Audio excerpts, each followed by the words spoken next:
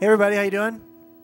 Good. Welcome to the social media workshop. We're going to start with a worship song. So why don't you stand up, and we're just going to pray and just start off right here, just by with worshiping our Lord, telling Him thank you. So God, thank you for this time. God, we just see there's a huge opportunity to reach the lost, God, through media and through what you're doing in media, God. So God, I just pray that you just would speak through this whole night, God. Just anoint the words that Shawn says, God. And right now, in this moment, we want to just spend this time with you, just thanking you for who you are. We love you in the name of Jesus. Amen. Worthy is the Lamb who was slain. Holy, holy is He. Sing a new song. Sing a new song to Him who sits on heaven's mercy seat. Let's just declare it. Holy, holy, holy. Holy, holy, holy is the Lord God Almighty, who was and is to come. With all creation I sing praise to the King of Kings. You are my everything, and I will adore you. We adore you, Jesus. Clothed in rainbows. Clothed in rainbows of living color, flashes of lightning, rolls of thunder. Blessing and honor.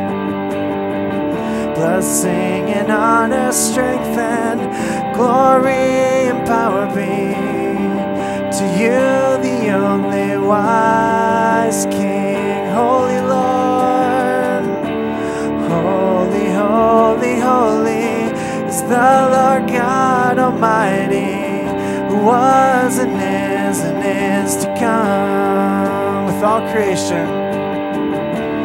all creation I sing praise to the King of Kings. You are my everything, and I will adore you. Yes, Jesus, we adore you. Filled with wonder. Filled with wonder. Awestruck wonder at the mention of your name. Jesus, your name.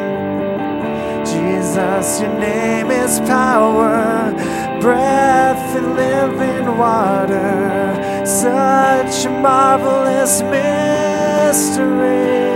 Holy Lord, holy, holy, holy is the Lord God Almighty, who was and is to come. Yes, Lord. With all creation I sing praise to the King of Kings.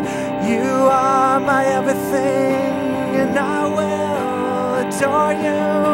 Holy, holy, holy, holy is the Lord God Almighty, who was and is to come. With all creation I sing praise to the King of Kings. You are my everything, and I will adore you. Just take a moment and tell Him how much you love Him, how you adore Him. Thank you, Jesus. We adore you. We adore you. Yes, Lord. Yes, Lord. We adore you, Jesus. You and you alone. Yes, Lord. Sing holy, holy. Holy, holy, holy is the Lord God Almighty,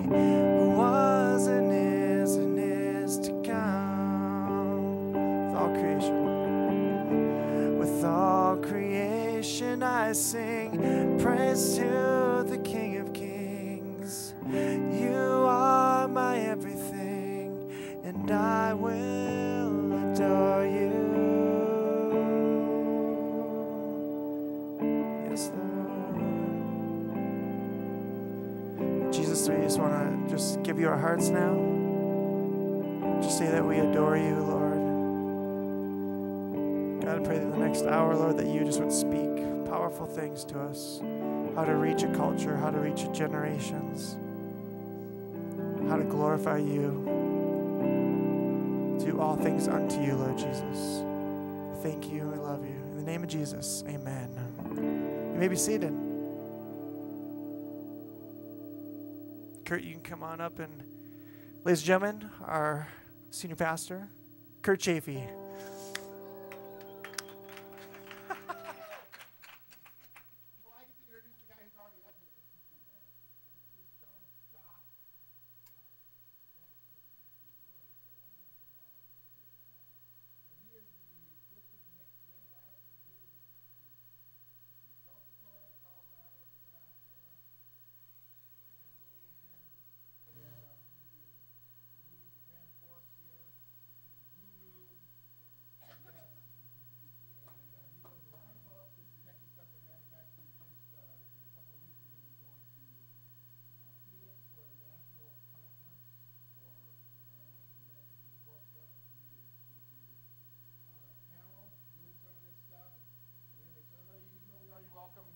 Let's give him a real warm welcome. Thank you very much. Am I on? Check, check. Test, test. You hear me? All right. I've got this nice, quiet voice. You hear me in the back? All right. Awesome.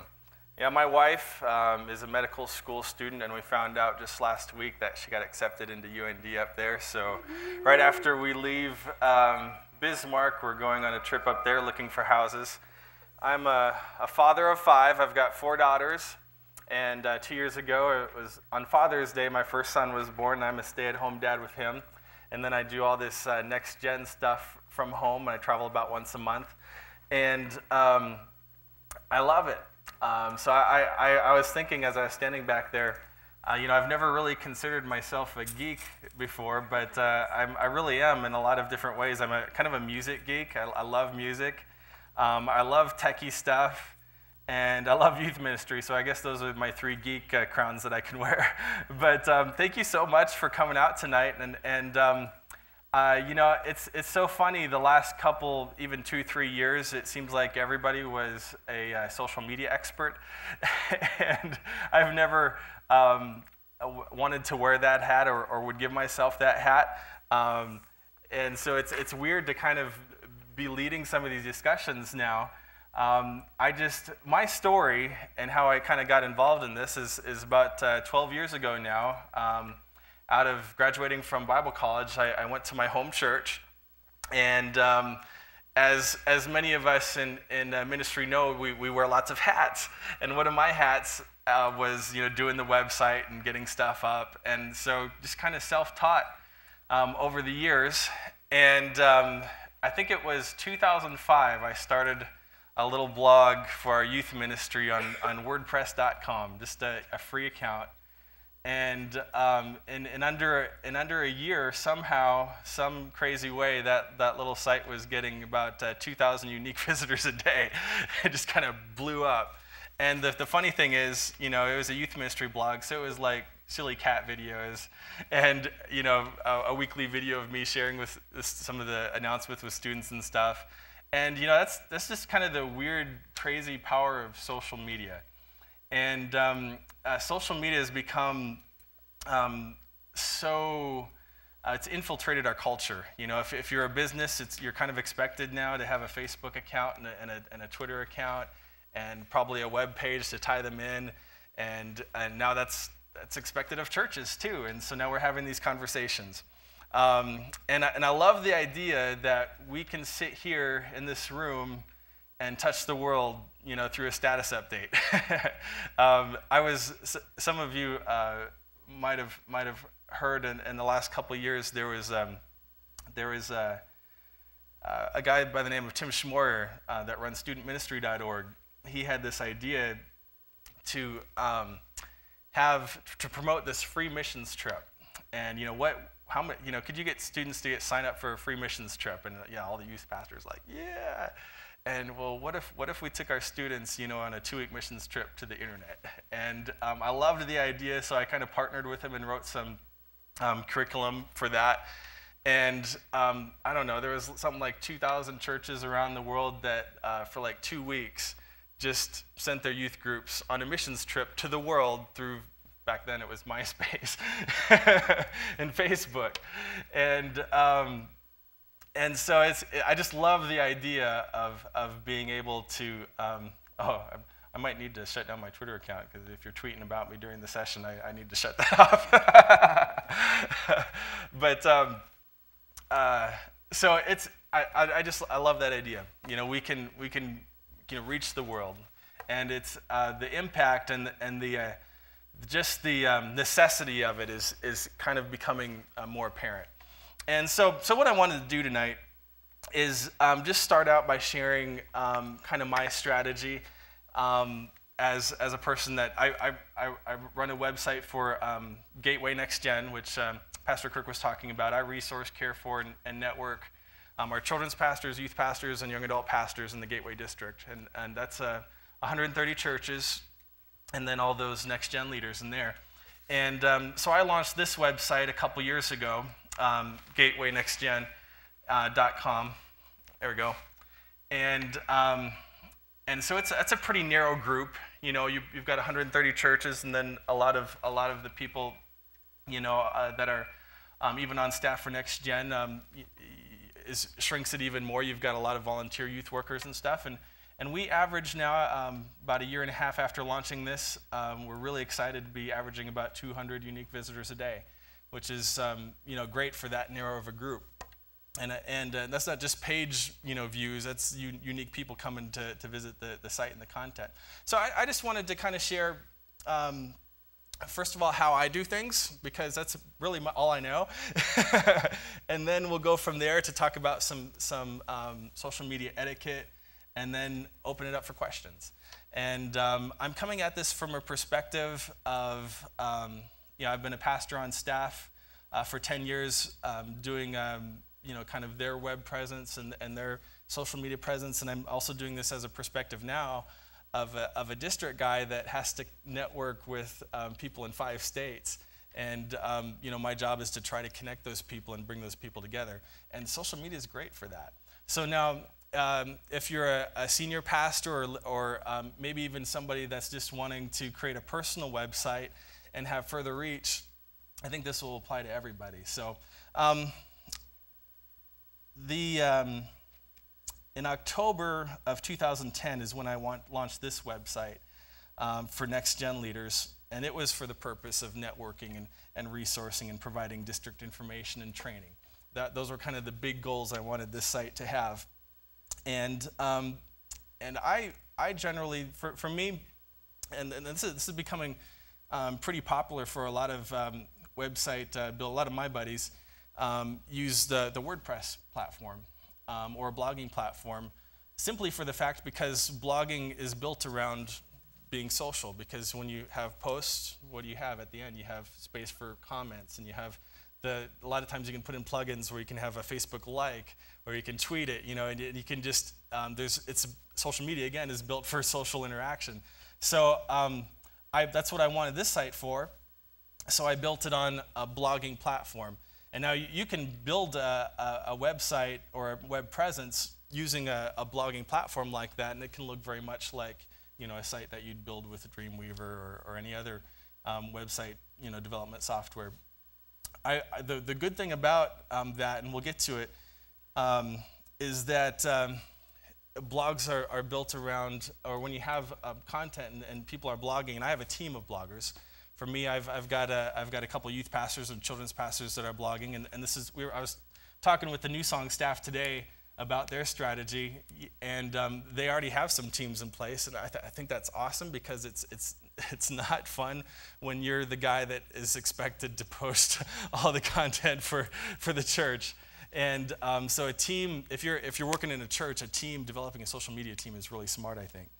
And we make a goal of posting about 5 times per week, Monday through Friday. We will have new content on this website. And you can probably, I don't know if you can see it on here or not, but you can see all of our categories, kind of our major categories that we have here: events, just for fun, leadership, media, ministry ideas, network update, parent ministry. So we have it all categorized, so it's easy for them to find. And we want to, each post, we encourage our leaders to be under 500 words, and pretty general rule for blog post type stuff. And the authors are encouraged to find a rhythm, whether their rhythm be post once a week or once a month, so that both they and their readers kind of have a consistency and they know what to expect and how to interact with the content. And we think of this as our kind of hub. And I might use that word a few times tonight, because when we're talking in the social media context, again, you're going to have a Facebook page, probably you're going to have a Twitter account, maybe you have a Flickr account and a YouTube account, and they're all got to be pointing somewhere. They should be pointing somewhere. And so for me, this is where all of those sites point. And so if you look on my sidebar, you'll see all of our Flickr pictures from all of our next gen that get kind of fed into the feed here that automatically just pop up as they come up. You see they can like our Facebook page right from the sidebar. They can get our Twitter updates right from the sidebar, and then they can click to some of our other sister sites and all that. So this is what I call my hub, and I think that's a good idea. I was looking at New Song's site just when they were when we were talking about that today, and they kind of have the same setup. They've got I love how they've got the big like us on Facebook and follow us on Twitter accounts there, and they're using another social media platform called The Table. This is their hub, and all of the social media accounts kind of point towards here, and I think that's smart. It gives them, you can say go to newsongbismarck.com, and then from there they can kind of, if they want to do the Facebook thing, they can go there. If they want to do the Twitter thing, they can go there, but it all kind of starts here. So I definitely use that strategy. So, and you can feed all of that other stuff to come back, and it kind of goes back and forth, and they feed into each other. Now, another great thing about using a kind of blogging as kind of a platform is that blogging engines are they're optimized for search engines, because every time you do a blog post, you can type in keywords, and you can type in phrases that something is looking for in your content, like what people would type into Google. So for me, as a next gen guy for the Gateway Foursquare District, when I'm writing up one of these blog posts, I'll put in the tags as I'm writing the content. I'll put youth ministry, I'll put Gateway, I put Foursquare, I put district. And then I'll type in some of those phrases that I think they would type in as they're looking for our content. So every time that happens, though, that kind of pushes your rank up in Google. And I know we don't like to think in these terms, but when you're talking about social media in the church, and you kind of start talking about social media, it is marketing. You're promoting something, and we're promoting Jesus, we're promoting the gospel, so it's a good thing that we're promoting. Don't think of it as business terms. Think about it as you get a further reach when you tag things and when you optimize them for search engines. So it feels a little weird to use that kind of language, but that's what it is. So you do that when you create the content. You tag things, and it increases the chances of someone searching for it by choosing one of our links and land on our page, see the social networks on the sidebar maybe, and then they'll go to our Facebook page, and then they'll interact there, or maybe on the Twitter, which virtually connects them to our group, which is our next gen leaders. And again, blog posts, the good thing about them, you have all these tools. 8 people liked this on Facebook, so the post is kind of getting more coverage there. You can see our author information. Then down at the bottom, you've got the opportunity comment. Nobody's commented on this one, but you have more opportunity for interaction there. So again, if you're wanting to have further reach, the more chances that you offer for interactivity and engaging in questions and commenting and stuff is great. That's why I like the blogging platform, and I've actually used it. I'll go to my family site. This is just where I post family pictures and videos and stuff. And I do the same thing with that because I want my family to be able to comment and interact on my cute son and my girls as they're growing up. So it's just a fun way for a geeky guy like me to share content. But I do all the same things. I link my Twitter account, and they can easily click on my Facebook page and all the other places there. So again, anytime you can optimize something for sharing in conversation, at the bottom of each post, encourage them to ask a question, or if you're a pastor and you're wanting to blog, it's a great thing to blog, or even, I know our pastor, I'm a tech pastor at a church in Rapid City, long distance since I'm going to be traveling up here. But our pastor likes to post a video via Vimeo, which is like a YouTube, just a different site. He hosts all his videos on Vimeo. Just posts it, 2-3 minute video, and then that's his blogging. He's not very much, doesn't like to write, so he gets in front of his laptop, hits the record button, and just talks for a little bit. And we'll talk about his new sermon series that's coming up, and people in the church love it, because they get to hear what's coming up. Maybe he's talking about an event that just happened, and so it gets people excited and engaged in what's happening in the church. And it's not long. It's not like they have to sit down and clear 15 minutes to watch a mini movie. It's just a couple minutes of pastor kind of giving an update. Facebook page. The question I get asked a lot. And you've probably heard in conversations before, I don't know if I'm really plugged in or not here. I'm losing battery power. Is Facebook page or group. And that came up in a discussion we're having in staff meeting today.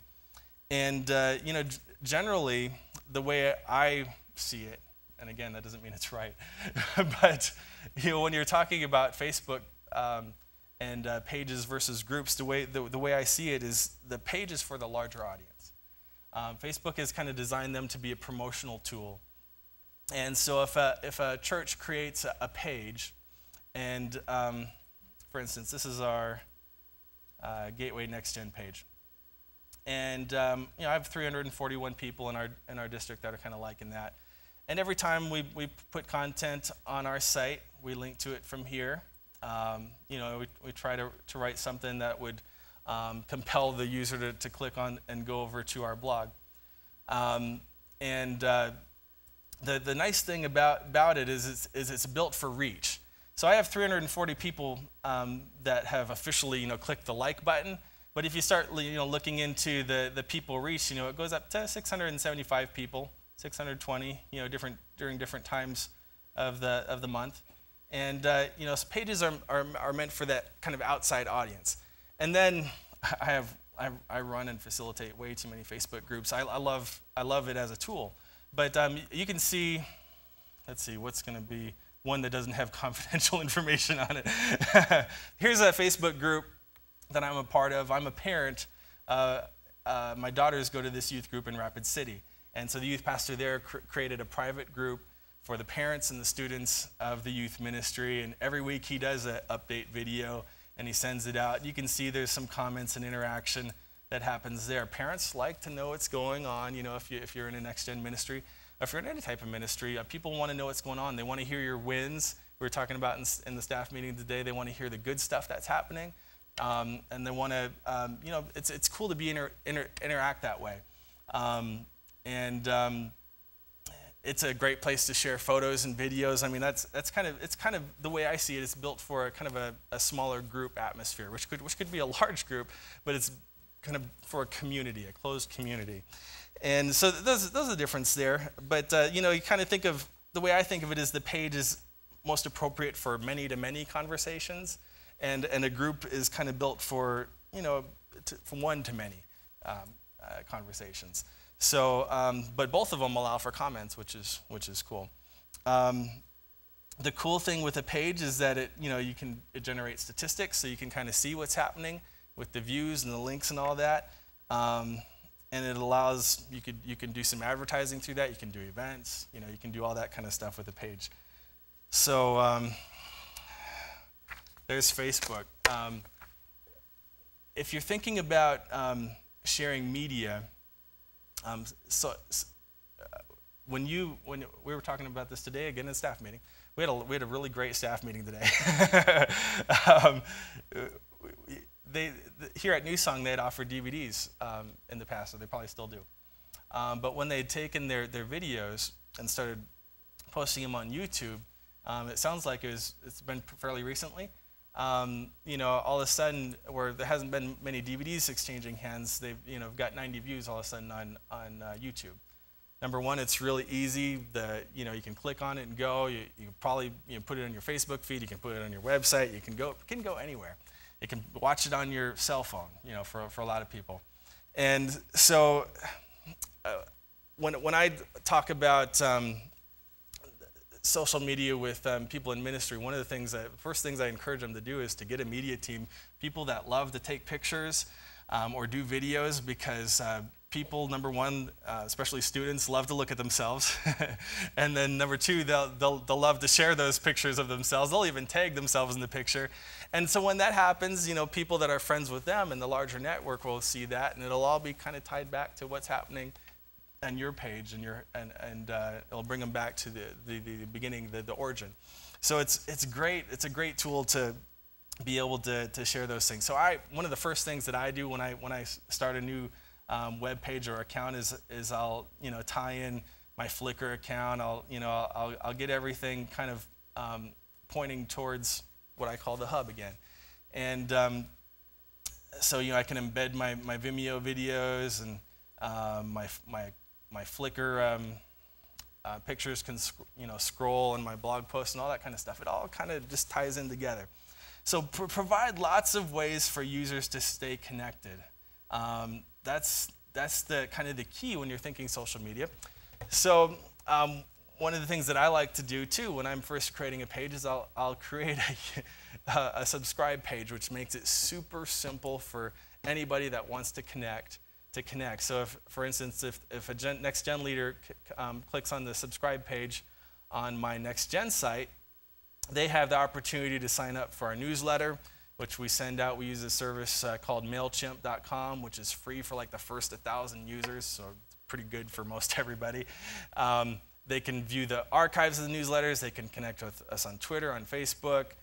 They can, if they're kind of a little bit more technologically minded, they can subscribe via RSS, which means basically all the feeds come to them through a browser. Or if they just want to get all the posts via email, they can do it that way too. So, there's no lack of ways. I want them to be able to connect to the level that they want to connect to, and they can definitely do that from our subscribe page. Give them that option. They can kind of control the hose. So that's just a really quick, broad, rambling description of kind of what I do when I set up a website. But let's talk about 4 myths about social media, and especially how it applies to ministry in that context. So myth number 1, my ministry needs to have a presence on every social media outlet. The thing is, sure, you want to stay ahead of the curve and remain relevant, but you also want to make sure you're going where your audience is and you're maximizing your visibility engagement with them in those spaces. So in most ministry contexts, if you're thinking ministry, we have limited time and resources. So that simply means focusing your efforts probably on a few key areas or social spaces. So for example, let's say your focus is college students on a particular campus. Students on your campus might be very active on Facebook, but maybe they're not using Twitter at all yet. So you kind of weigh those options. And in that particular case, it may not make that much sense for you to devote time to maximizing your Twitter presence. Maybe just grab the handle, that says, fireministries.com, so you have it. And then, if it happens later, develop that. But, put your time and your energy on Facebook. So you got to kind of know your audience. That's important. But from a branding perspective, you're thinking you're thinking, where is my audience? So for a church, if you're coming from that angle, I think it's smart for churches, for most churches, to have a Facebook and a Twitter if they have pretty consistent somebody that's engaging on them. And that's kind of rules number 1 and 2 for me. If you're going to have a social media presence, be consistent and then engage. When people interact on your site, you want to be able to engage back and forth. There's been lots of stories that I've heard in both and in my personal life where, let's do it for instance. I had a bad experience with U-Haul this one week. We were in a moving situation, and we had set up a U-Haul truck for a rental, and I mentioned something on Twitter about it. Didn't use a hashtag. If you don't know what that is, let's not go there yet. All I said was I just had this bad experience, and within I'd say within an hour, somebody had contacted me from U-Haul saying, how can I help you? We want to help you make this a right. So this person, just from me mentioning, U-Haul on Twitter, all of a sudden I've got $75, in my account to go and spend at U-Haul because I mentioned I had a bad experience on Twitter. Same thing has happened when I mentioned something with Delta. And so if companies are engaging that way, and that's really smart because it made me really happy with U-Haul after having a bad experience. What if churches or even just somebody with a business or even a personal page just kind of did Twitter searches for you can set up a search for people talking about looking for a church in Bismarck. You can search for different things and put in keywords and kind of monitor that kind of stuff. And what if we engaged people that way? And I better make sure I'm plugged in here. I'm going to lose my laptop.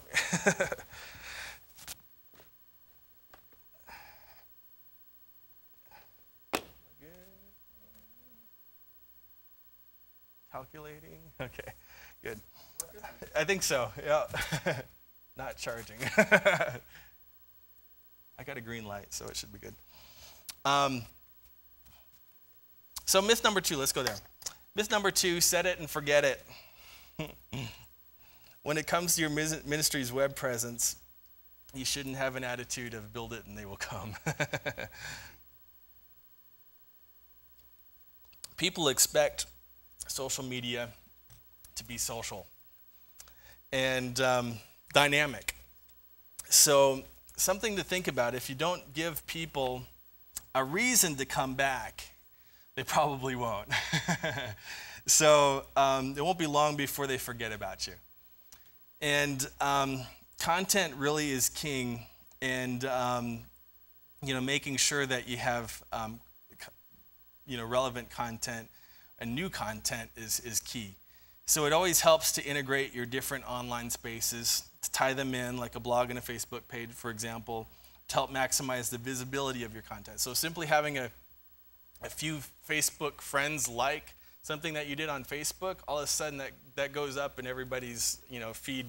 It makes it the more engagement that you have, the way Facebook works now, the better chance they'll have of getting in people that have liked that page in their feed.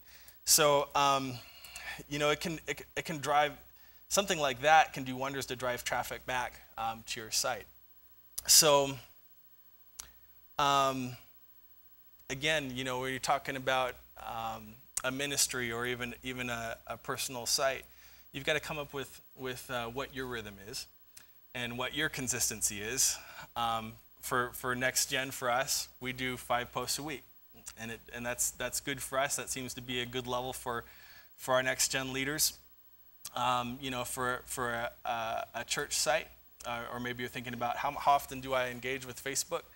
It depends on how many people you have on the team and how it depends on your congregation. I think probably any more than 2 to 3 Facebook posts a day from a church page is probably getting a little bit excessive.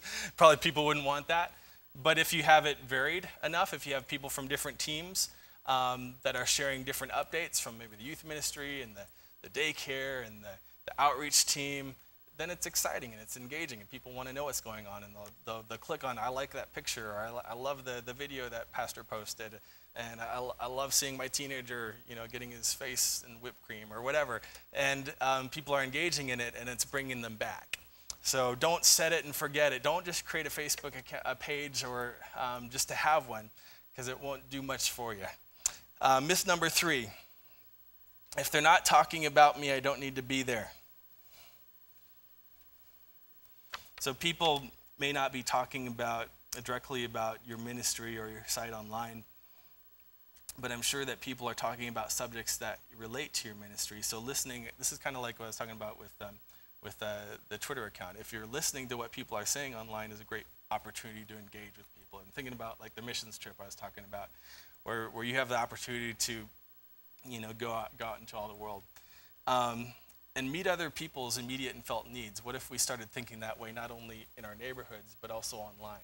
And it's kind of new territory for some of us to think that way. But it's a way to reach people. It's a way to do ministry. And there's a lot of, I know you've seen it. There's a lot of hurting people posting updates about the terrible day that they had. Maybe even on their drive to church.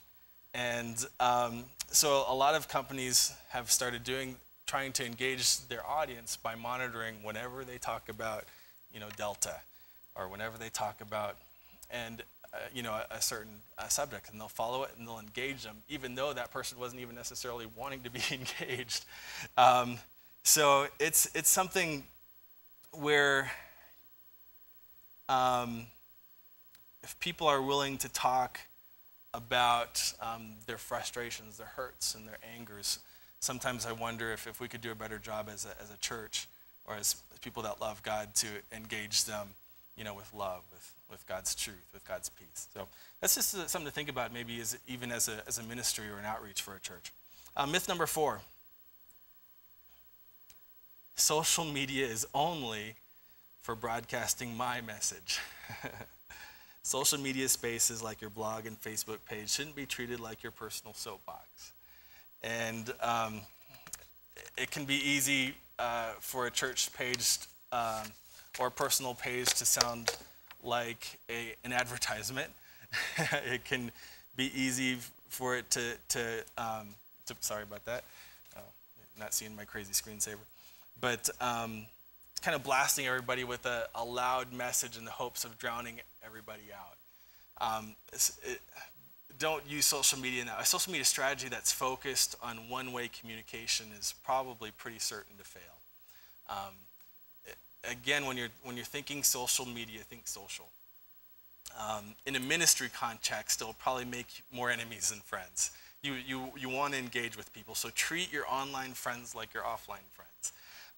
Play nice, ask questions, respond to people's comments, and strive to engage in conversations and developing dialogue. Let's talk about greater ministry impact through social media. I already said this, but you're better as a team.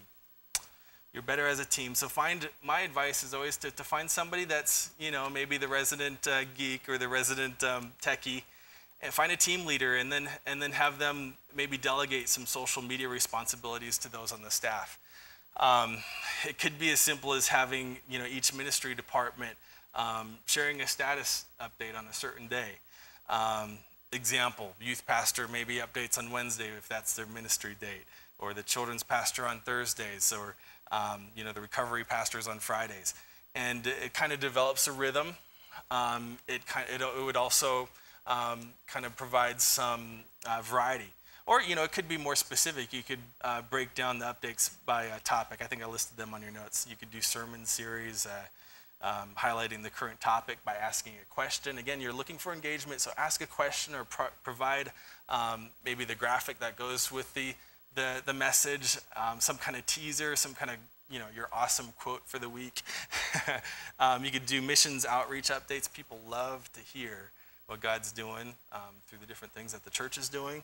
So let the church know, what their outreach and the giving has been able to do, because that not only excites the team, but it excites them because they want to be a part of that, and they are a part of that.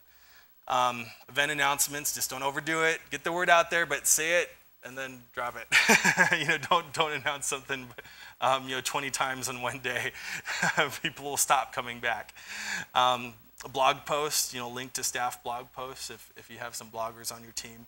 That's always good for engagement. Some churches like to do verses of the day or week. And then, of course, media.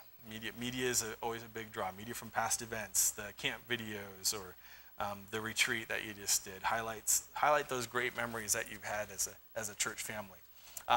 So pictures and video is the next bullet there. Pictures and video are well received. Whenever you can, use a graphic or use a video to draw attention to your updates. If you're posting, again, something about your sermon series, don't neglect to put up the graphic with it. Some leaders, like my pastor, like to even do the video updates, preparing their listeners for each week's content. Next one is email still works for some audiences. Now, it's a dinosaur for teenagers in a lot of ways, but it still works for some audiences. So I think it's still important, especially I think for a church, most churches, to have some type of email communication. So send out a consistent newsletter, and you'll likely grab the attention of an older audience that might not be as frequent on Facebook and Twitter. And the great thing about it is you can use that newsletter to kind of pull them back into, click on this link and all of a sudden they're on Facebook and they didn't even know how they got there. and they gives them opportunity to engage. But you can use a newsletter to pull them into some of that content that you've been posting maybe on the hub site, with where your blogs are and all your content is. For younger audiences, texting and mobile is key. Make sure your site is optimized for the mobile user experience. That's getting to be very, very important. Statistics for visits to a website are more and more going to the mobile side. People are engaging on websites a lot more through their smartphones. And if your budget can handle it, for next gen leaders, children's pastors, youth pastors, looking into texting services that makes it easy for students to get updates via their phone is pretty awesome. And I love how, let's go back to Facebook for a little bit. That's the next one. Using Facebook events. Posting events on Facebook, what it does is it allows your users to share an event that they're going to with their social network. So it gives you a rough estimate of attendees, who's coming and who's not, and and who's commenting on the wall and what they're talking about.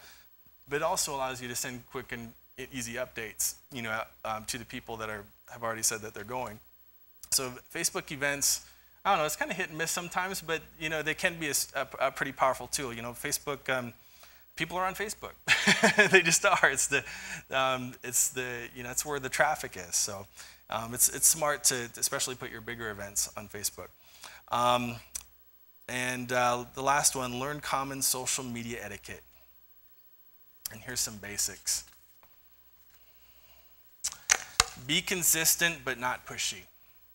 I'm big on consistency. I was telling the staff today, when I post on our Next Gen site, for instance, I was writing about this social media buffering, the last one I did. When I write a post, the first thing I'll do to kind of promote it is I will write about it on our Facebook page once a day, generally, and I'll set it and leave it, because Facebook is a little bit different than Twitter. It's a little longer lasting. People will see that in their feed for a lot longer, and they could go to your page and see it. Whereas Twitter, I'll generally post it twice in two different ways. I'll say it one way in the morning, and I'll say it another way kind of later in the afternoon, because Twitter is a little bit more fleeting. I actually get more of my audience through Twitter than Facebook. That's how it works for me. But that's kind of my rhythm, and I'm pretty consistent with it. If I publish something, people know that they're gonna know about it on Facebook, and they're going to know about. They're probably going to hear about it on Twitter, on our Twitter account twice a day as a general rule. So the one thing that you don't want to happen is to have people think of your social media sites as spam or nonstop advertising and promotion. It's all about us. And so limit mass communications like email newsletters or messages that go out to all the Facebook groups only when this stuff is pretty vital. So be consistent but not pushy. Engage, don't neglect. So funny thing about social media, again, is that people expect it to be social. So have someone responsible for monitoring them. It could be one person, or I don't know, you can pass around the responsibilities, but it's almost better for you to not to have them at all versus having an empty or non-monitored site. Because what if somebody goes to your Facebook page and asks about a service, time, and nobody responds to them? That looks really bad because everybody that has liked that page is seeing you not respond. Hopefully, maybe somebody else will pick up the slack if that happens, but it's good to have just somebody that just watches that and keeps an eye on it. So the same goes for comments on blogs. Always engage. Twitter, if it's feasible. And there's an easy way to track that, if you're kind of got a tech mind. You need to have somebody that's willing to engage with it, though. Even a thanks for, if somebody just leaves a short comment, I try to. If somebody comes to my site and reads a blog post and said, that was a great article, I will say, well, thanks for stopping by the site. Come back again, because I want to engage with them. I want to thank them for writing a comment. It can mean a lot to a visitor. So next one is some things are meant to be private. In ministry, especially, you may have people confiding with you in prayer requests or personal stories that they don't want to be shared with everyone in your network. So be careful about sharing content that you don't have permission to share. Even with churches, sometimes you want to have forms for events. Of course, in our society, you've got a form for every event, and somewhere on there have it say. We will be taking pictures and we'll be using these on the website, and they'll have a check mark for that. So you have permission to do it. So you don't get in trouble that way. Give sources their due respect. Give honor and props due to whatever content that you share that isn't your own. So either link back to their original site or tag the author and the creator so that readers can find out more information about them if they want.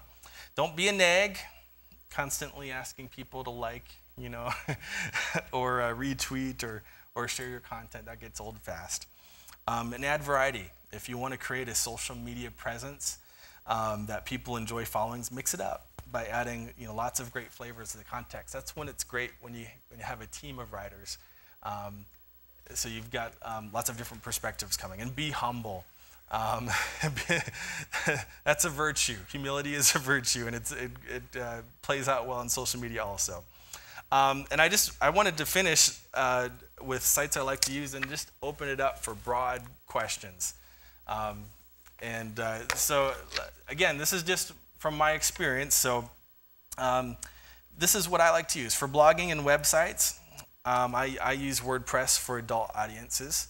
And there's a difference between .com and .org.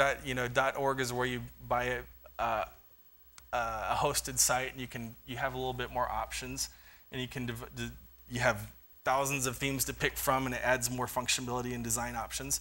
But that's where that's just my flavor. That's what I like to use. Now, Tumblr is kind of the one that I see a lot of students interacting with right now. It's basically short posts featuring pics and video. It makes it really easy to add any kind of audio or quotes, and you see those popping up more and more. And for a lot of pastors, I've had lots of conversations with pastors that say, should I blog or should I not? And a lot of the hesitation is I don't want to have to learn all the technical stuff about how to blog and tag stuff, and I just don't want to worry about that. So for a beginning person that is just starting and wants to just get out there, I recommend Posterous because it's super simple, easy. Posterous.com, and basically what happens is if you send an email to your Posterous email, you get a special email. This is for your blog. with a link to say your church picnic video. It automatically creates a blog post with that, with a title that you put in the subject line, and it's done. If you wanted to, if you have like a group of 10 pictures from the men's ministry breakfast, you could put those in an email, put in the subject line, men's breakfast, send it to that email address, and it automatically creates a picture gallery. It makes it really easy for people that don't want to have to spend any time on any website. They can just click and send and go. And I found that a lot of pastors, especially lead pastors who are very busy, have liked that. So I've set up several lead pastors in our district with a Posterous account because they can, even if they want to do a video, they can do a quick 3-minute video, send it as a file. You could send it as a raw file, like a MOV or a WMV, I guess, if you're a Windows user, and email it to Posterous, and automatically creates a streaming video just from emailing that file. So I think that's great for a beginning blogger. It creates media-rich content just by sending an email. For media hosting, my personal favorites for photos are Flickr, and I like Vimeo for videos. YouTube is really popular also. I like the quality that comes from Vimeo a little bit better, personally. For other media needs, a lot of people always ask about, what can I do to kind of, I talked about using images and graphics, if you're posting content. And you got to be careful about just grabbing something from Google Images because it's not all open source content that you can just freely use. So these sites that I've listed here, Creation, Shoup, Stock Exchange, and iStock Photo, are great resources for royalty-free graphics, which means you would have the permission to use them. Once some of these are free, some of these are you have to purchase. But if you're looking to get some really sweet graphics where you're not going to get in trouble legally, those are some great resources for that. Again, Posterous is great for publishing content. What I like about Posterous, another thing I like about Posterous is, let's see, for me personally, I use it for all of the stuff that comes from my cell phone. So there's a pic of my son taking me on a walk, and all those pictures and what it does is when I post any of my pictures here, Posterous is great for pushing content. It pushes my picture to Facebook, it pushes it to Twitter, and it pushes it to Flickr. And you can set it to go to even more places. Those are the 3 places that it automatically publishes to when I upload anything to Flickr. So to Posterous. So I love that about Posterous also. I like to also mess around with some graphics and a quick and kind of give them that how everybody likes to use Instagram right now. Is that right? Yes. There's too many terms going around in my head. So you like to be the instant cool picture taker. Well, you can do some of that with some graphics just on PicMonkey.com. And so you can upload a picture here and give it some cool artistic flavor, some blur and different colors, and add text and all that stuff for free on PicMonkey. That's a new site that just popped up that I've been using quite frequently now. I always get asked this question too, especially for people in ministry. They want to grab that YouTube video. That would go great in their sermon. How do you download it? There's several different ways to do it. Again, you got to be careful about rights to the video. But one site that I like to use that's been pretty consistent for me is keeptube.com. You just put the URL in there from YouTube or Vimeo, and it automatically creates a whole bunch of different file versions that you can download. It gives you options if you're using a Windows computer or an Apple computer. That's pretty cool and pretty easy. And then just understanding and using RSS. Google Reader is something that I just really encourage some of the next-gen leaders to use, because what happens when you create a blog or you start having streaming content is you see these little symbols, the little orange symbol right there, around on websites. And what that simply means is if you have a reader account, you can pull all the content from that website and have it come to you versus you having to go to the website and look up the content. So for leaders, like specifically if they want to become a learner in youth ministry, they can subscribe to a bunch of youth ministry websites and get all that great content, and they don't have to go to 20 different websites. It all comes to them. So I use Google Reader. There's lots of different readers for that, but that's something I like to train leaders to use because it's a good tool, because leaders are learners. And for me, especially when I'm thinking of the context of the next gen leader, so much changes for next gen leaders from year to year to year. It's almost the way that you pick up a book on next gen ministry, that it's almost old before it gets to the reader's hands because of the nature of it. But with the web, they create a post, they write it, it's there, people are engaging with it. So I love that for that reason. And then feedburner.com is just the last one I have listed there. That's just a resource for you to turn all the content from your blog or your website into, people can easily sign up for it by email. And that's all through Google. So those are just some sites I like to use, and that's how I like to do things. So I just wanted to give you my perspective on it and then just open it up for questions. And I'm assuming, there'll probably be some. So anybody ask anything, and I'll shoot for an answer. Yes? So when you were talking about the Facebook page, Mm-hmm.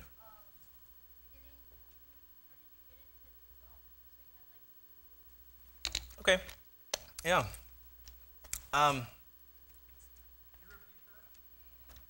Yeah, she was asking about when you create a Facebook page, how do you get it to create statistics, or how do you look at them, or how do you view them?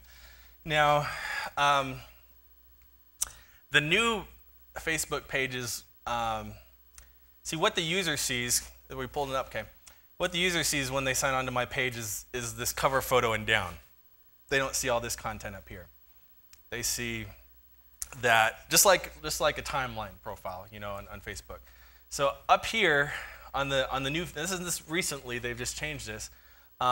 Your insights and your graphics is all kind of built in right on top there. So I can see everybody who is engaged right here. That tells me that Fernando liked my link, and these are all people liking links or commenting on the links. And then I've got Shawn Kirsch that just liked us right here. Thank you. It tells me the people that have liked our site. So if I wanted to, I could engage with Shawn and say, hey, thanks for liking our site. And let's see. When you go into manage here, and here's something else I like to train people that use Facebook pages is this the new way that pages are built. You can click on manage here, and it says use Facebook as Foursquare Gateway Next Gen. So when I post content, I want to post it so that it says that Gateway Next Gen posted. I don't want it to say, Shawn Michael Shoup posted it.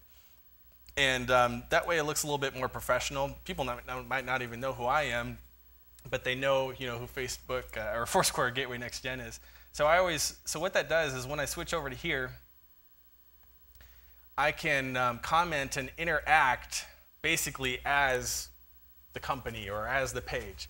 But so all my information you were talking about, the insights, is right here. And if you click on see all here, it'll give you a little bit more information. You can look at, this is the big overview, but you can look at likes, reach, who's talking about this, check-ins, people who have checked in at Gateway Next Gen, all that kind of stuff. And you can even export it to spreadsheets and all that kind of stuff. So there's really lots of information that you can really dig into with Facebook pages. Does that answer your question? Okay.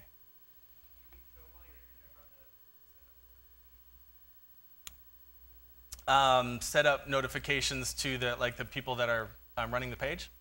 Yeah. It's all, let's see. If you click on edit your page there, you go into here, and all of your settings are on this column that are on the left. And all of your, you can set right here send notifications to my email address right there when people post, comment, or message your page. And that's what I want to happen. That way I don't even really have to, go to the page if I don't want to. I get notified when anything happens here. So it's pretty simple. Just a checkbox, and you're notified. And you have lots of one of the things that that I like to do is this preference right here. You can check it and always comment as Foursquare Gateway Next Gen. I don't want to always, because I want to have the right to come in as Shawn every once in a while and engage as Shawn. So not having this checked allows you to do both. And so that's just a personal preference, but does that make sense? You can also set up, if say, for instance, you have a church staff team. If you go into this mobile link right here, of course you can do this with a lot of smartphones now, but you can post media directly to your Facebook page with this email address that's set up for your specific pages. You can use your mobile app too if you have a smartphone. But I have my boss. His phone isn't so smart, so he has to send his via email. So I give him this email address, and he can do that. All right, any other questions? Let's go red the maroon shirt there. What kind of social media stuff can you do for people who might be blind and can't really use the internet as much, but would still like to be in? Blind. I know you talked a lot about like video. Mm-hmm. Which is very good. Well, for them, a lot of it is, I think it's probably text-to-speech type of stuff. I think that would be how would they engage. Wouldn't that be true? On the iPhones, because I work in disability services, on the iPhones and the iPads, there's software built in that's text to speech. Yeah. And so they, like, I have a blind student that uses an iPhone all the time. And like, she can navigate around and hear it, engage, get updates, notifications, everything. She goes to websites. Yeah. Yeah, so they could get status updates that way. The iPads have the same thing. She can read books on iPads. Good question. Yeah, back there. Facebook, just look for opportunities to Yeah, I guess the same thing with face-to-face evangelism. You want to keep it, from my perspective again, you want to keep it relational. Don't come off as pushy. For me, again, I kind of look for. It depends on the situation, but if I kind of tend to look for people that are, especially in my ministry context, I look for my group and say, well, that person's hurting. Maybe I can engage with them right now, and that opens doors for me. Now it depends. Are you talking about people you already have a relationship with? Are you talking about? Okay. Yeah. So I mean, that's the kind of things I look for. Just open doors, and of course it's always great to pray before you do it, and ask God to guide you. So here's what we did when we did our missions trip, and I loved it. I love the idea of doing an online missions trip. Here's a free missions trip everybody can go on, and we're going to do 2 weeks. And what we did is we just kind of had guidelines for students to follow each day, and some of them was, day one, I want you to engage with 3 people and just start up a conversation, and and just not even with any end goal in mind, just to build relationship, start building relationship, and then maybe day 2 would be taking it a step further.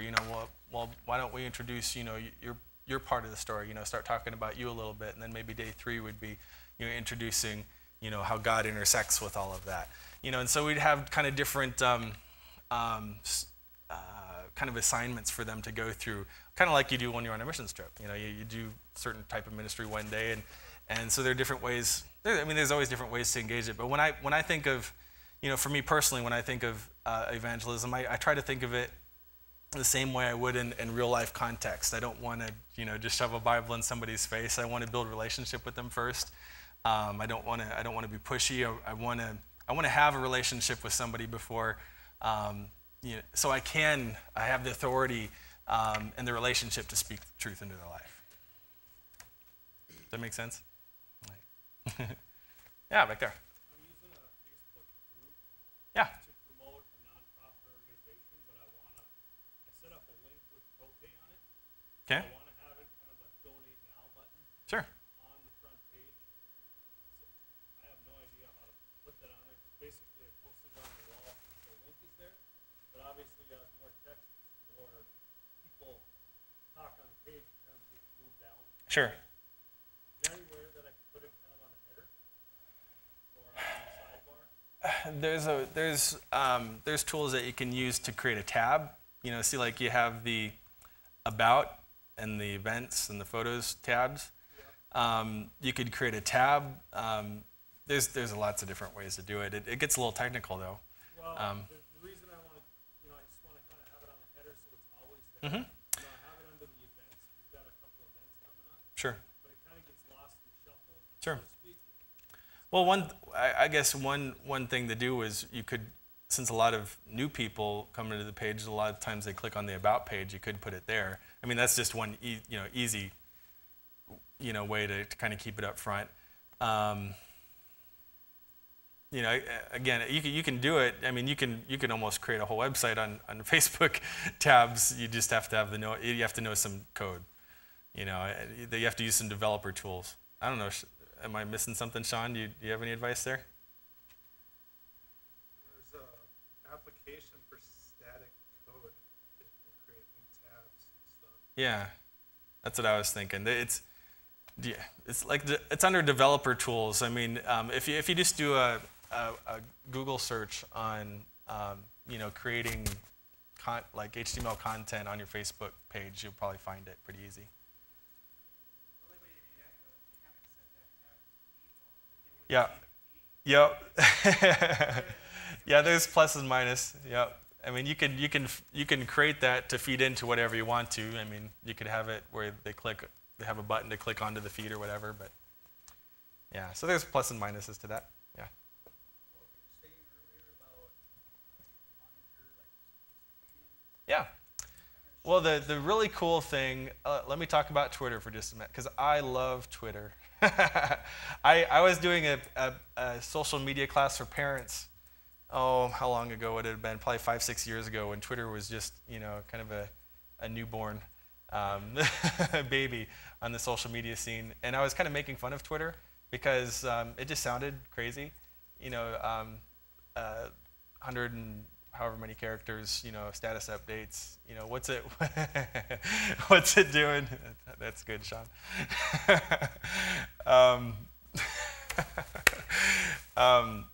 So I was kind of laughing at it as I was teaching the class, and then 3 months later I was, really engaged in it. And what I love about Twitter is it's great for the kind of differences when I explain to somebody that's new to Twitter the difference between Facebook and Twitter.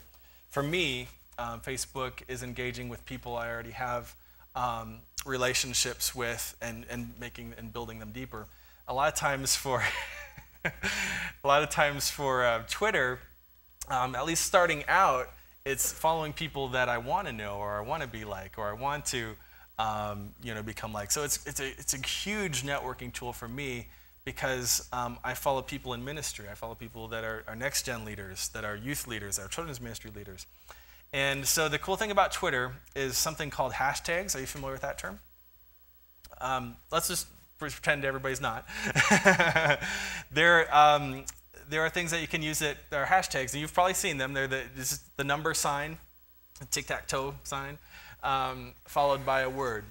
And for instance, if we wanted to create a hashtag for this event, so everybody that wanted to follow this event, we could create a hashtag, hashtag new song social, something. We'd probably make it short because it's Twitter and you have to keep it concise.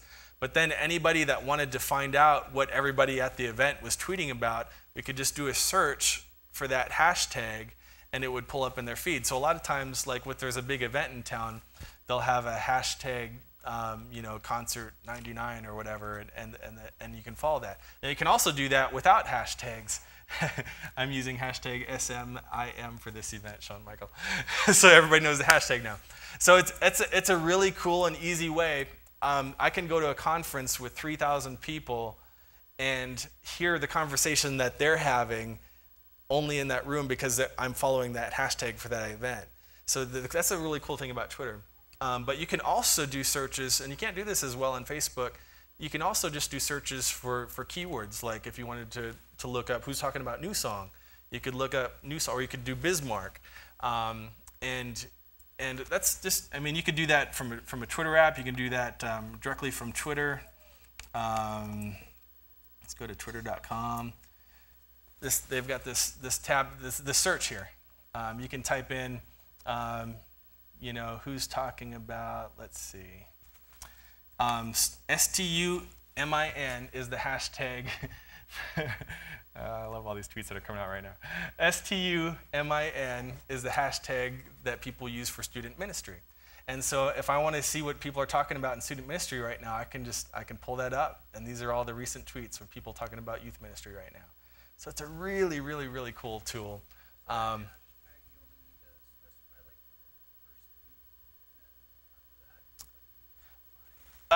For instance, our tweeters in the room that are using the hashtag right now, let's look at them. Want to learn more about social media? See the hashtag there?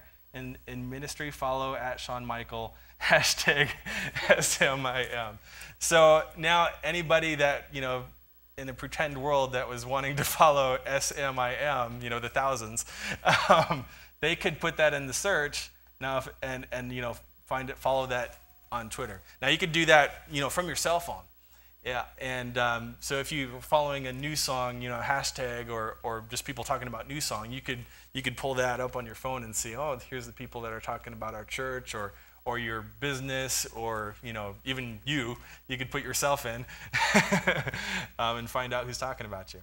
So, and another thing that's kind of cool about Twitter, just like when you get tagged in Facebook, you see when people use, my handle is at Shawn Michael, and when people talk about me, it's very obvious that they're talking about me because it pops up in my Twitter. It lets me know. Just like if you're tagged in Facebook, it lets you know. So it's built. You can do, these are public. The at responses are public, and you can also do private messages through what they call direct messages also. So I mean, Twitter's kind of its own world, and I love it. It's become one of my number one. Here's a question. What are your preferred apps for managing Twitter and why? Oh, computer and mobile. Okay, good question. Via Twitter, very nicely played. I used to use TweetDeck quite a bit, and which is very similar to Hootsuite, which somebody brought up in staff meeting today. And that was when I had to kind of monitor. That was when I was more on site at the church on staff, and I wanted to monitor more closely what people were saying, like about, you know, different things. Now I've stuck with the Twitter app, just because I like it. I like the layout, how easy it is. I can do almost everything I can do on Twitter. I can do right here. That top bubble is just my Twitter feed. The responses, the direct messages. Now some of the tools that I use with Twitter that have become the most powerful for me is I love a website called Timely.is. I was talking about this in our meeting today. And what this does is I have a few social media accounts that I'm in charge of. And so for Gateway Next Gen, if I have maybe 3 or 4 things I want to say during a day, what it does is it analyzes my last 199 tweets, and it looks at when the most engagement has been for my tweets from the last 199, and it automatically schedules them for those times. So it takes the guesswork out of the best time to post on Twitter. That's big stuff. If you're doing it if you're trying to reach an audience, you want to post it at the right times. So I just put my status update in here. I click add to the queue, and it automatically puts it in for 9 p.m. Wow. That's when it thinks the next time is going to be the best time for me for that audience. And I'm going to delete that. But so that's one really cool tool that I've found. Another one that I just blogged about this week that is similar to that is the Buffer app. And this one is, I think, would be great for a social media team at a church because it does the same thing, except it adds Facebook and LinkedIn to the mix. So if you go to Buffer, they have apps for your cell phone and whether on Android and iOS. They have extensions for your browser. What it does is you can create and schedule all of your social media. So if you maybe you have a team, you can, let me see if I can sign in here. I forgot if I signed in with Twitter or how I did this. Okay. You can schedule your posts here at intervals and have them sent out maybe at 3 different times a day from both Facebook, Twitter, and LinkedIn is the third one that they have here. So you kind of have a presence online every day, and you can all do it at one place. And the great thing about it, too, is if you're working with a team, it allows you to build teams. And so we were talking about this after, what if somebody wants to maybe edit the youth pastor's tweets because, he has a little bit of problem spelling or something. And so, or, whoever. So the secretary wants to look at it before it goes live. Well, she can look at the queue and say, oh, man, I'm just going to totally rewrite that because I can do it better. You can do that. You can do social media as a team. And so that's another new tool that I've been using. This one's called bufferapp.com. And that's pretty new to the game. So what do you do? Yep. What it does is you connect your accounts. So I've given Twitter access to this page and Facebook access to it. So when I say I want, or the senior pastor or whoever wants to talk about something, I can write my post here, and it'll put it in a queue for 10 o'clock or 12 or whenever you want to schedule it.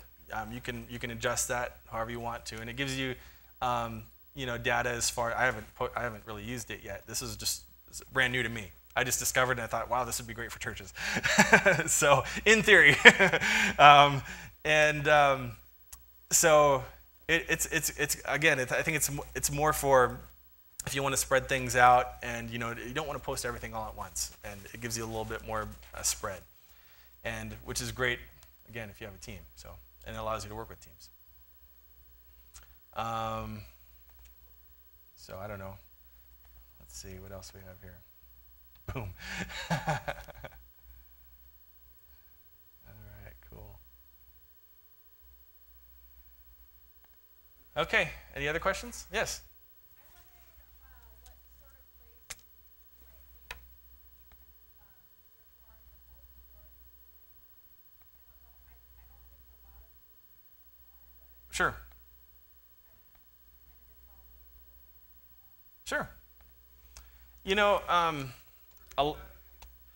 Sure. She's asking about like bulletin boards.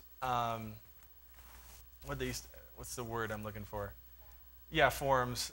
Where you'd sign in and there's different dialogue going on about it. It's a lot of it has moved to social media because it can do the same thing.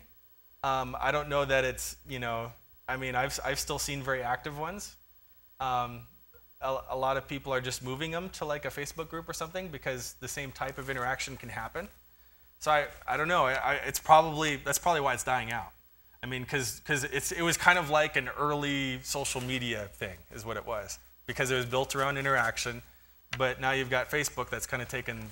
It's the big one, So like for me, as a person that leads a lot of teams, you can see I'm kind of addicted to Facebook groups. I've got several over here. I've got my camp directors. I've got my Gateway youth workers, my Gateway children's pastors.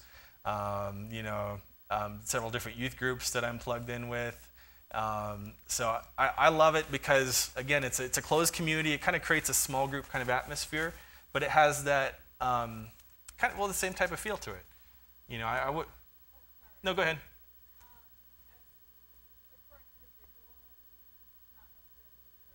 Mm-hmm.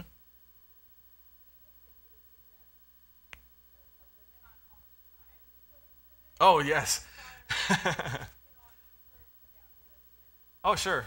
Well, you know, it's going to be personal, but if you're thinking personally about just kind of being a witness type of thing, well, the thing is, social media can become addicting in and of itself.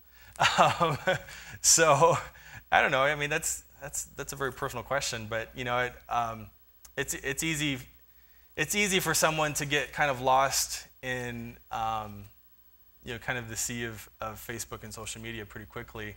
And so I don't know, that's a kind of a hard question to answer because it's so personal. She's just asking, you know, for the video, how much time do you invest in ministry? I mean, that's something you probably have to set the guidelines for yourself. This is how much time do I want to sow into this or put into this? Because it could turn out, like say if you're a person on staff, it could turn out to be more than you intended if you don't put those guidelines there. Any other questions? Yeah. What about like securing sensitive information? Like if you were to even put sensitive information on a website that you want some of it to be seen but not all of it, Mm-hmm. like securing that. Plus the huge thing right now is identity theft. Sure. I mean, going on with that, how would you go on securing something like that? Is there Like on Facebook or what? or just anything if you decide to make a website or on anything? Okay. Well, the good thing about Facebook, let's talk about Facebook first, since that's kind of the big one, is that, you know, under your settings, and actually I think it's under each post now. Where is it? Public. You can set who you want to see it. So you can make it only your friends. You can friends accept acquaintances. You can make it only me. Or you can customize it. It's only for my 3 friends. You know, so everything is customizable as far as what you post on Facebook. So,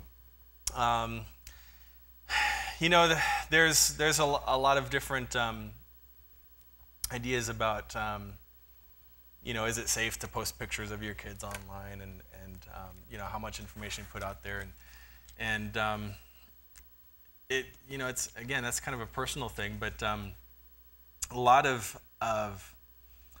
what happens on Facebook, like I wouldn't want my children to be right. Like I train my teenagers, my 2 teenage daughters, not to, you know, try to include like locations. You know, it's kind of, you know, if there is some crazy guy out there, you know, let's keep that off. You know, so if there's some crazy stalker, you know, they're not gonna be following you. You know, I don't know how to answer that question. There's if you're on a website, there's ways to put, like I have a, I can't show it to you because it's top secret, but I have a website that I have created for myself that has, it's basically a database of all the chord charts that I'm a worship leader also, and it's all protected by CCLI, which is just protects worship leaders from copyright infringement stuff. So I can't post that on a public page. So what I've done is I've created a WordPress.com page, but made it private. And there's ways to say, don't send this to Google. There's usually on most websites, you know, make this a private page. Yep. And then for extra security, I even went overboard. If somebody accidentally did type in my URL, which I'm not going to give to you, you know, I have each document, each PDF on that website is also password protected. I mean, you know, you could do things that way. So, I mean, you can do it several different ways. You can also protect your Twitter account, you know, so only people can follow you if you allow them to. There's all those privacy settings, which are good. Does that help? What's the difference between Tumblr and Twitter? Okay, it's good. Tumblr is more for blogging, and it's kind of leaning towards media. The thing I like about it, and I think that what students like about it, is it's like super simple. See these big buttons right here? We got it pulled up. If you want to post a photo, you just click on the photo button. If you want to post a video, click on the video button. And so a lot of people, I'll just go down through my feed here. A lot of people, what they post is pictures and video. But you can, actually, do text and that kind of stuff. But it's just a really simple, quick, easy way to post content. So what I use it kind of, I call it my mini blog, because it's where I post, like if I find a cool music video or something, I'll post it there. And I have a way to share it, and it does the same thing that Posterous does. It'll automatically push it to my Facebook if I want it to. But it also, kind of gives me another place to kind of collect that fun stuff too. So there's my Tumblr, a lot of videos and pictures. Kind of like a blog. And so teenagers kind of dig it because it's very customizable. I think that's why they like it. You can definitely make it look. There's a lot more design options than say a Posterous. Posterous is very simple, just kind of different, tackling it from a different way. Instagram is a huge. It's an app that has become super popular. It's like its own social network itself that's about taking pictures. So you can put on your iPhone, your Android, and put cool effects on it, and people can comment on it and like it and share it and all that kind of stuff. So my daughters are totally into Instagram.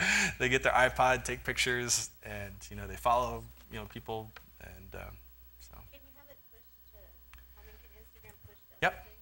pushes to Facebook, Twitter, it pushes pretty much everywhere. Yeah, yep.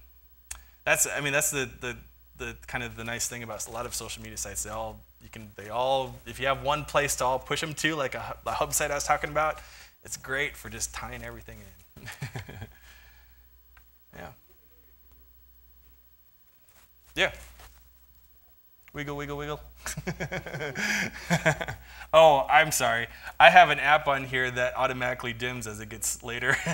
Sorry, that's my fault. I'm getting old, for the eyes. Another interesting thing, how many of you have heard of Pinterest? It has popped up and now has become like the third largest social media network after Facebook and Twitter in under a year. And it's just kind of popped up out of nowhere, in my estimation, kind of like Twitter did a few years ago. And really, its big thing is pictures. So if you look at one of the draws too is it ties in really well with Facebook and all these others. But people will just post what it's based on is you can create, you can pin a picture on a board like you would on a bulletin board, and then people can repin it and share. So like I was saying, images are a huge thing in social media. And so this became just really quickly really popular for people just to think there's just a never-ending wall of images. And you can follow people that, of course, you want to follow and see what they're pinning and stuff. But I can't believe it. It's third largest social network. And it grew faster than Facebook and Twitter combined, which is pretty crazy. So just throwing that out there. Anything else? Cool. Well, I will be around if you want to connect with me, or if you have any questions that maybe pop up later. My kind of business card website that I just created with my big mug on it is ShawnMichael.org, and you can connect with all of my accounts from right there. ShawnMichael.org. I'd be glad to answer any questions if you have some personal questions that you would want to come up and ask afterwards. But thanks for coming tonight. I hope it was helpful. I hope it was something that you can take with you when you go. Hashtag applause. Thank you. Thank you very much.